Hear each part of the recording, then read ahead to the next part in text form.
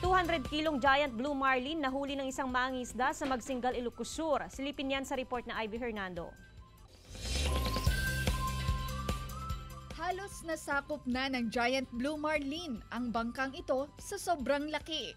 Ilang katao pa ang kinailangang magtulong-tulong para mabuhat ang isda at madala sa pampang ng Barangay Puro Magsingal, Ilocos Sur. Bumalik na sa laot si Rafi, ang mangingisdang nakahuli sa blue marlin. Kwento ng kanyang pinsan, mag-isa raw ni Rafi na nakahuli sa isda gamit ang pamingwit. Hindi na nasukat pero tinatayang 5 hanggang 6 na metro umano ang haba ng isda at higit 200 kilos ang bigat. Bawat hiwa na lang yung ginawa, ma'am. Yung isang hiwa may 70 plus, 80 plus, ganun, kasi hindi kaya ng isang timbangan lang. Swerte kung ituring ng mga mangingisda dahil madalas 70 to 80 kilos lang daw ang nahuhuling blue marlin sa layong 20 milya.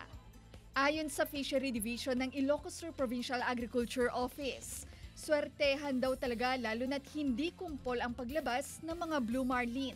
Ang tuna kasi nag-i-school sila. Ang blue marlin, solitary predator.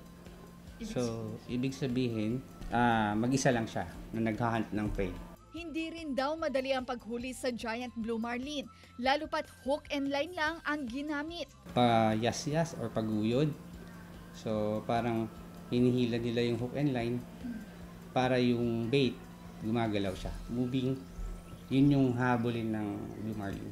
Madalas bare months nakakahuli ng giant blue marlin dahil sa paglamig ng temperatura sa dagat. Naibenta umano ang isda sa halagang 170 pesos per kilo. Ivy Hernando para sa Mornings with GMA Regional TV.